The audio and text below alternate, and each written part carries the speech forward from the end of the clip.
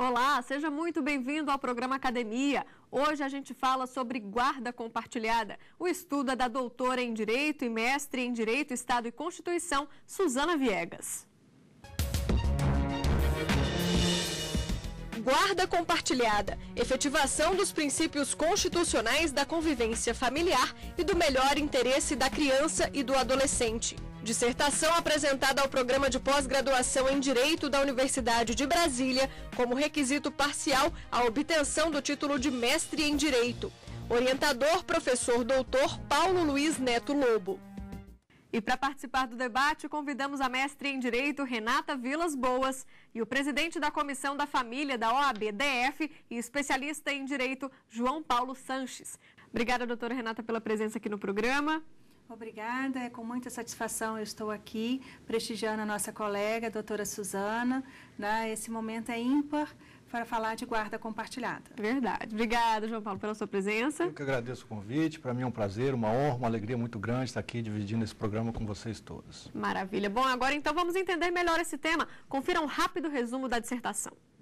O estudo aborda a importância da guarda compartilhada. Afinal, a relação entre homem e mulher pode acabar, mas o vínculo entre pais e filhos é eterno. A guarda compartilhada é o amparo constitucional que preserva a família e garante o equilíbrio dos envolvidos.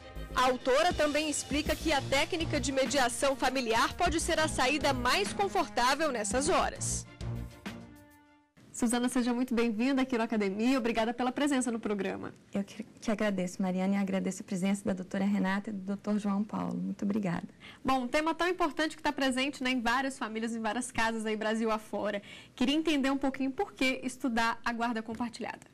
Bom, a minha decisão por estudar a guarda compartilhada há 7 anos atrás, porque essa dissertação foi desenvolvida na Universidade de Brasília há 7 anos atrás, foi justamente procurando um modelo de guarda que pudesse atender ao melhor interesse da criança e do adolescente e quebrar o paradigma da guarda unilateral, muito frequentemente concedida à mãe, principalmente levando em consideração que os pais estão cada vez mais participativos do desenvolvimento dos filhos. E aí teve uma lei que mudou muita coisa recentemente. Queria que você explicasse um pouquinho para a gente. Exatamente. Quando eu desenvolvi a dissertação, a guarda compartilhada não estava regulamentada no nosso ordenamento jurídico. Em 2008, ela foi incluída no Código Civil, de uma maneira mais, digamos assim, superficial. E agora, com a lei de 2014, eu entendo que ela foi aperfeiçoada para poder ser efetivamente praticada no nosso panorama familiar brasileiro. Então, para quem está em casa entender, não é exceção, agora é regra a guarda compartilhada, seria isso? Exatamente. Essa última lei, ela regulamentou a guarda compartilhada e deixou bem claro que a guarda compartilhada é um modelo que é a regra entre os modelos de guarda e que haverá alguma exceção, mas isso é em casos bastante isolados e nós vamos depois falar quais são essas exceções, mas é regra. Diferente de ser obrigatória, porque nós temos que, no direito de família, examinar os casos que são... cada caso é um caso, cada família tem um perfil, mas sempre enfatizando que é regra e não é mais preferencial, como era no Código antes da nova lei. E qual foi a metodologia usada? Você chegou aí a campo, conversar com essas mães, com esses pais? Sim, durante o desenvolvimento da dissertação, bom, eu fiz pesquisa bibliográfica e eu também fiz entrevistas e desenvolvi uma pesquisa de campo, na qual eu entrevistei juízes, advogados, colegas, representantes do Ministério Público e também alguns pais e mães para poder entender como é que funciona realmente na prática. E o resultado, assim, sintetizando bastante, é que muitos juízes não sabiam exatamente como aplicariam a guarda compartilhada na ausência de lei e que constatei também que a guarda unilateral prevalecia na maior parte dos casos. Então, a legislação veio em boa hora para orientar também o magistrado que às vezes se via ali aquém de uma situação que não tinha uma regulamentação, seria isso? Sim, exatamente. E ainda hoje, com a lei, há dificuldade, não só entre os magistrados, entre advogados, até mesmo na população leiga. É importante esclarecer o que é a guarda compartilhada, porque é um instituto que nós trouxemos de fora. Nós importamos de outros modelos e agora eu vejo que ela está se aperfeiçoando, se amoldando à realidade brasileira, né? Porque existe também a barreira cultural e nós estamos ultrapassando essa barreira aos poucos. Suzane, para fazer essa pesquisa, você também teve uma consulta bibliográfica extensa, você indicou para a gente alguns livros, né? Separei então para a gente ver. Vamos conferir. Fundamentos da Mediação e da Conciliação, de Petrônio Calmon, editora forense. Direito de Família, elementos críticos à luz do novo Código Civil Brasileiro, de Luiz Edson Fachin, editora Renovar. Direito Civil, Famílias, de Paulo Lobo, editora Saraiva. E, Suzana, de que forma que esses livros te ajudaram para fazer essa dissertação? Bem, esses 3 livros especificamente me ajudaram porque eles tratam do direito de família já sob uma nova ótica, que é sobre o direito civil constitucional. Especificamente o do nosso agora ministro Fachin, né, foi muito importante porque trouxe uma visão bastante crítica do nosso direito de família. Já o livro do Petrônio Calmon, que é sobre conciliação e mediação, também foi muito importante porque eu trato, ainda que de maneira breve, sobre a importância da mediação como maneira de implementar a guarda compartilhada. E, finalmente, a obra do professor Paulo Lobo, que foi meu orientador, que seria indispensável, né? Porque a obra é um manual que me ajudou no contexto geral e que se chama Direito das Famílias, né, na verdade. Então, foi fundamental também. Suzane, essa nova regra de guarda compartilhada também se aplica a esses novos modelos que a gente vê de família, né? Famílias homoafetivas. Como é que isso funciona na prática, né? Daqui para frente, que vão, né, ter casos, já não tem? Direito de família está baseado na pluralidade de modelos familiares. Então, funciona da mesma maneira como na família heteroafetiva. Então, agora chegou o momento de você apresentar o seu estudo aqui para a gente. Suzana, fica à vontade. Muito obrigada.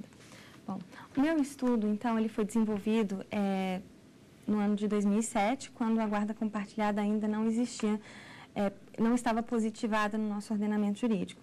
Já havia doutrina, alguma jurisprudência, mas simplesmente nós tomamos emprestado um instituto, né, de outros países, como, por exemplo, Estados Unidos, onde ela é desenvolvida com muito sucesso. Então, na minha dissertação, eu comecei com uma introdução, eu falei sobre as relações de família constitucionalizadas no Brasil. Depois eu falei também sobre os princípios constitucionais aplicáveis ao direito de família, né? E aí destaquei vários deles: o princípio da dignidade da pessoa humana, o princípio da liberdade, o princípio do pluralismo das entidades familiares, o princípio da igualdade, o princípio da afetividade, que é bastante debatido e que hoje é realmente princípio de direito, e o princípio da solidariedade. Logo depois eu entro na questão mesmo da guarda e falo sobre a família no Código Civil de 2002, a disciplina da guarda no Código, mais especificamente, falo sobre os diversos tipos de guarda existentes, inclusive aqueles que não são tão adotados no Brasil, como o aninhamento, né? O que seria isso? O aninhamento é quando é muito mais, na verdade, não é uma modalidade de guarda, é um arranjo familiar, é uma forma de convivência. Ao invés da criança ficar, né, entre duas casas, mesmo tendo lar de referência, o que os pais fazem? Eles saem daquele lar, a criança fica e os pais alternam períodos morando naquela casa, mas bem diferente. É bem diferente. Isso está presente em qual país? Isso está presente na Inglaterra, nos Estados Unidos, mas só mesmo para mostrar que eu tratei de vários tipos de guarda, para mostrar, né, que em outros países nós temos outras modalidades também. Uma coisa que eu falei também, que eu achei bem importante, que na minha dissertação, foi o abuso do direito de guarda, né, como forma de você poder reprimir o abuso, né, como se fosse uma conduta até mesmo ilícita. E porque muitas vezes no cenário anterior, em que eu falo mães porque a guarda era concedida com mais frequência às mães. Então, havia um abuso daquele direito que as pessoas que detinham a guarda achavam que era um direito potestativo, oponível inclusive ao próprio pai, que tinha o direito de convivência. Então, a mãe, ela passava a dificultar a convivência e aí surge aquilo que nós conhecemos hoje como alienação parental, que é algo extremamente grave e que ocorre em muitas famílias. Então, eu dei um certo destaque a isso na minha dissertação também.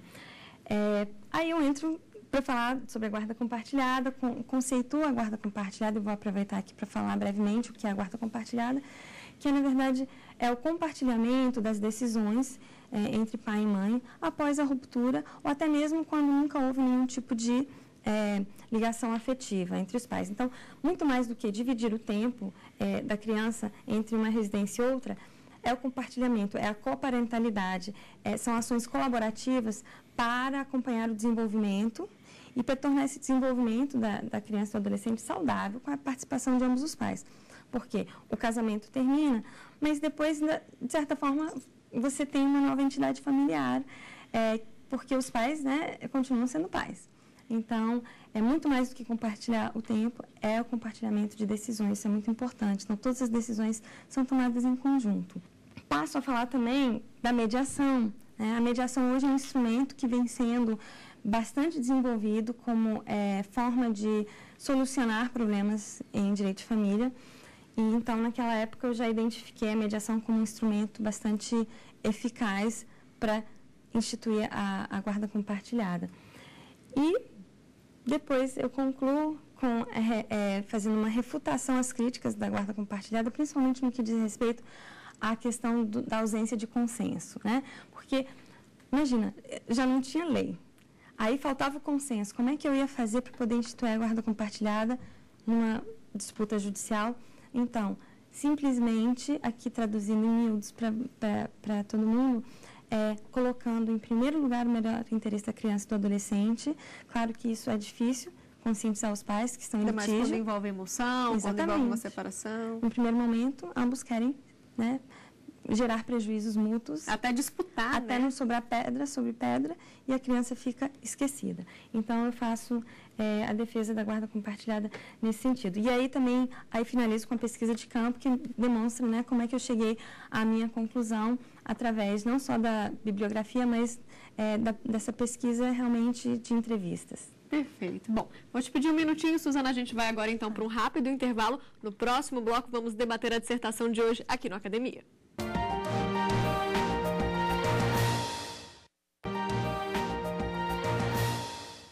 A gente está de volta e hoje o tema da dissertação é a guarda compartilhada. O estudo é da doutora em Direito e mestre em Direito, Estado e Constituição, Suzana Viegas. A gente vai agora então para o debate. Queria começar então, pode ser com você, doutora Renata? Pode sim. Então, vamos fazer uma pergunta para a doutora Suzana. E a pergunta que eu gostaria de fazer, Suzana, é que você esclarecesse para os nossos telespectadores a diferença entre guarda compartilhada e guarda alternada. Elas não são sinônimas, mas tem muita gente confundindo uma com a outra. Então, vamos falar um pouquinho sobre isso? Vamos sim. Obrigada. Muito boa a sua pergunta, doutora Renata. Então, vamos esclarecer. A guarda compartilhada, ela é um regime que estimula a participação de ambos os pais no desenvolvimento e educação da criança, mediante o compartilhamento das decisões. Então, eles, de comum acordo, tomam decisões. E não é a sua essência a divisão do tempo. A convivência familiar e essa divisão do tempo é uma consequência desse regime de guarda. Já na guarda alternada, o que acontece? Primeiro, ela é bastante criticada, contraindicada, pelo seguinte motivo, porque na guarda alternada, alternam-se períodos, desde períodos curtos até períodos longos. Períodos, por exemplo, de uma semana, período de um mês, período de anos. É muito comum isso nos Estados Unidos e que a alternância ela se dá por anos. Agora, primeiro, é um instituto que vem de fora. Para a nossa realidade é um pouco difícil, porque já tivemos alguma dificuldade para implementar a guarda compartilhada. Então, na guarda alternada, vamos ter o seguinte, enquanto a mãe está com a criança, vamos supor, um mês a mãe fica com a criança, ela terá o poder de decisão a respeito de todas as questões da criança. E depois vai para o pai, no outro mês o pai terá o poder de decisão em relação às questões da criança. É claro que a criança não vai mudar de escola de mês em mês. Existem coisas que precisam ser tratadas de modo a não prejudicar, né, a rotina da criança e, enfim, a sua estabilidade. Mas o psicológico... Mas o psicológico fica bastante, eu acho que prejudicado. Sendo a alternância de anos, aí sim, um pai vai poder escolher onde que a criança vai estudar durante esse ano e o outro, né, quando estiver com a criança. Então, na verdade, o que acontece? Enquanto um pai está com a guarda física e jurídica, o outro apenas tem o direito de visitas. Entende? Então, é bem diferente da guarda compartilhada, não há compartilhamento de decisões, as decisões elas são tomadas unilateralmente por aquele que detém a guarda jurídica e física da criança na alternância de períodos. Tá certo. João Paulo, por favor, sua pergunta. Pois não. Suzana, você fez um trabalho muito bem elaborado com relação a uma demonstração de uma evolução histórica da família ao longo dos últimos anos e até mesmo do último século. A gente tinha um modelo eminentemente familiar patriarcal, hierarquizado, verticalizado, onde a mulher era praticamente subjugada e submissa, e até mesmo os filhos nesse sentido. Minha pergunta eu vejo ainda hoje em algumas decisões, até mesmo em algumas proposições de advogados, uma herança desse período, né? De que forma a guarda compartilhada pode contribuir para a gente afastar de vez essa herança que, a meu ver, é nefasta? Justamente, Dr. João Paulo, essa herança, ela ainda continua nos assombrando. E com o avanço na nossa legislação, ao instituir e regulamentar a guarda compartilhada, já caminhamos bastante, mas para poder realmente afastar essa herança de modo que não prejudique esse nosso ideal de família hoje, que é valorizando os membros como pessoas e valorizar o afeto, valorizar a sua individualidade, a sua capacidade. Isso vai depender muito de todos nós que trabalhamos com direito de família. É um trabalho de conscientização, os advogados esclarecendo aos seus clientes que essa é a melhor modalidade e que, claro, apenas em casos extremos, quando há violência doméstica, abuso, né, de crianças, enfim, maus tratos, que ela não será aplicada. Os nossos magistrados também precisam se conscientizar disso e a própria população. É importante que a população saiba que isso só traz benefícios para a família, porque é uma nova família. Como eu falei, os pais se divorciam, mas não se divorciam dos filhos. Os filhos são para sempre. Né? Exato. E querendo ou não, gostando ou não do outro, do ex-cônjuge, precisamos pensar em algo que está acima disso, que são nossos filhos. Então, só com a prática mesmo, acho que o trabalho conjunto de todos nós, que a gente vai superar essa herança que acaba prejudicando e até causando um certo retrocesso. Né? Perfeito. Mais uma questão, doutora Renata? Eu gostaria de saber como é que fica a questão da pensão alimentícia diante da guarda compartilhada. Como é que fica essa situação no momento que o juiz institui a guarda compartilhada? Perfeito. Bom, eu costumo dizer que os alimentos eles não vão sofrer muita modificação. Por quê? Porque, primeiro, que a sua fixação ela obedece um binômio que é necessidade da criança e possibilidade de quem paga. Isso vem em primeiro lugar. Em segundo lugar, nós temos perfil de cada família. Então, a guarda compartilhada ela pode ser adotada por uma família, mas, como eu disse anteriormente, permanece aquele arranjo tradicional. Finais de semana alternados e um pernoite. Se for esse o caso, não afeta em absolutamente nada os alimentos. Então, aqueles que eventualmente pensem que, pedindo a guarda compartilhada, sem ter a real intenção de compartilhar as decisões que são relativas ao menor, e que tem uma segunda intenção, que é, na verdade, reduzir os alimentos, isso vai depender muito do caso, mas, na maioria das vezes, não tem impacto, não. Esse alimentício continua sendo pago, então? Sim, ela pode sofrer alguma alteração, mas não vai ser uma alteração substancial. Isso vai depender do perfil da família, vai depender das necessidades do filho, de quanto ganham os pais, do padrão de vida que se quer, enfim, são fatores que são analisados caso a caso. Perfeito. Doutor João? Mais uma pergunta no sentido da possibilidade que a nova lei trouxe de a guarda compartilhada ser determinada até mesmo quando os pais residem em estados diferentes. Acho importante isso para o nosso telespectador, porque ainda existem muitas dúvidas com relação a isso, né? Muito boa a questão. Doutor Paulo, é o seguinte, eu penso que a guarda compartilhada ela pode ser, inclusive, adotada entre pessoas que residem em países diferentes, por exemplo, diplomatas, porque a essência da guarda compartilhada é compartilhar, participar, colaborar no desenvolvimento dos filhos. E não há uma necessidade, um requisito de uma proximidade física, porque, como eu disse, cada família tem o seu perfil. E havendo a guarda compartilhada, mesmo em cidades diferentes, isso não vai prejudicar o exercício da guarda compartilhada, apenas o convívio vai se adaptar àquela realidade, né, de pais e filhos que residem em cidades diferentes. E também frisando o seguinte, que isso não reforça o que muita gente vem dizendo, que a guarda compartilhada, do jeito que ela está regulamentada, é uma guarda alternada velada. Não. A questão das cidades diferentes, isso se adapta perfeitamente à realidade, porque a guarda compartilhada, ela é flexível, ela se amolda à família. Então, não é uma regra fixa que ela tem que ser igual para todo mundo. Não. Não inviabiliza de forma nenhuma. Doutora Renata, mais alguma pergunta? Tenho sim. Eu gostaria de saber da doutora Suzana que ela nos esclarecesse a diferença entre a questão da guarda, o que é a guarda, e o poder familiar. São institutos idênticos, distintos? Como isso funciona?